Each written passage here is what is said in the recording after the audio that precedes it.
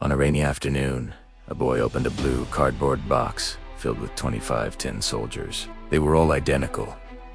Bright red coats, black hats, and shiny rifles held at attention, all except one.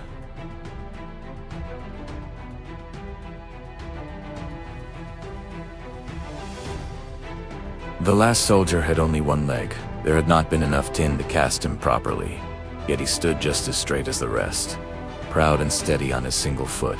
The boy lined them on the table like a tiny army, then turned his gaze to a paper castle nearby. In the castle's doorway stood a little ballerina, cut from card, lifted on one pointed toe with her arms curved like a heart above her head. To the one-legged soldier, she looked as if she, too, had only one leg. At once he felt a quiet bravery swell inside him. What a noble dancer, he thought. If I can stand, so can she. Night came. The lamp dimmed. The room went still, and the toys began their secret life of shadows. From a jack-in-the-box on the shelf, a small goblin popped up and glared at the soldier. "Don't stare," it hissed. The soldier did not answer. A tin soldier's duty is silence. With a sharp click, the jack-in-the-box sprang, and the one-legged soldier tumbled from the table to the floor. He landed face down, his hat askew, his rifle pressed under his chest. The world was suddenly enormous. Chair legs like pillars, dust like boulders, and darkness under the bed like a cave. He tried to rise, slipped once, then stood again, determined to endure. In the morning, the boy found him and set him on the windowsill to stand guard. Outside, the wind rose, and the window flew open. A gust caught the soldier and swept him out into the air. Down he fell, spinning past leaves and gutter pipes, until he landed in the street with a metallic clink. 2 children spotted him and cheered. "A sailor," one said, and together they folded a paper boat, drew an anchor on its side, placed the soldier in the center, and set him afloat in a rainwater stream rushing along the curb. The boat darted forward like a brave ship. The soldier faced the storm without blinking. The stream carried him past puddles that shivered with raindrops and past stones that looked like islands. He watched a leaf whirl like a green whirlpool, then vanish. He heard distant wheels splashing and the low thunder of the city. Under a bridge, the light faded. Water roared louder. A sewer mouth yawned ahead like a tunnel to another world. The boat slid in, and darkness swallowed them. Inside the tunnel, echoes bounced from wet walls. A fat rat scrambled onto a stone ledge and squeaked. "Show your passports!" The soldiers said nothing. The current sped up, and the rat's whiskers twitched in annoyance as the paper boat shot past. The boat scraped a brick, wobbled, and recovered. Then the paper began to soften. The edges sagged, the folds loosened, the ink of the anchor blurred. With a final tear, it collapsed. The soldier plunged into cold water and sank, heavy and helpless. For a long moment, he drifted in silence. Bits of straw and tiny bubbles floated around him like slow stars. He imagined the table, the castle, and the ballerina's calm pose. He imagined the ants of time marching forward, step by step, even in darkness.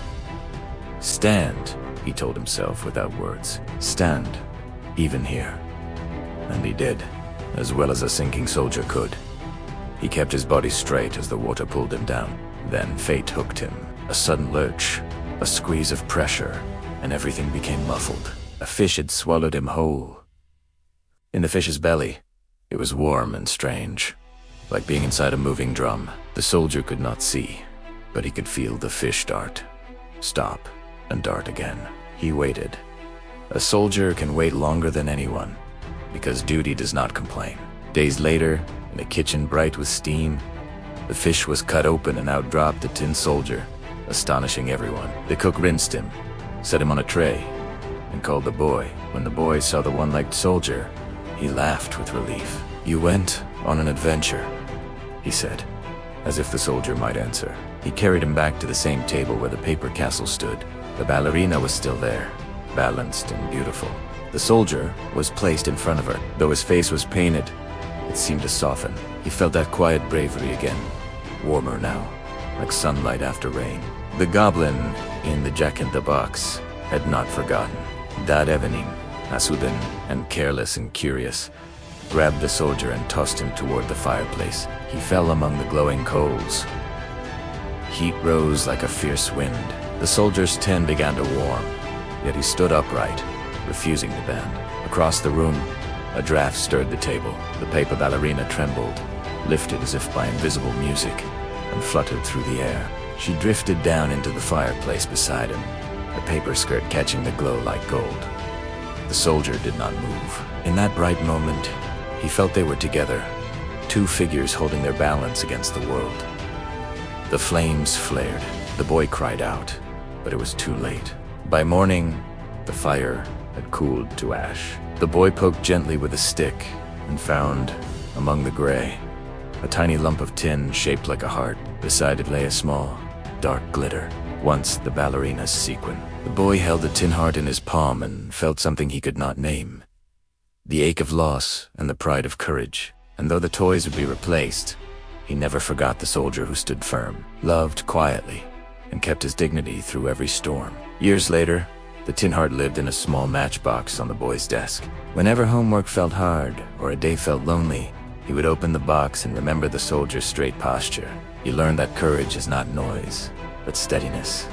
To keep your place, to do what is right, and to care for someone quietly, even when the world pushes you into wind, water, or fire. And to smile it, because a single brave choice can shine longer than a whole summer of easy fun. For all of us,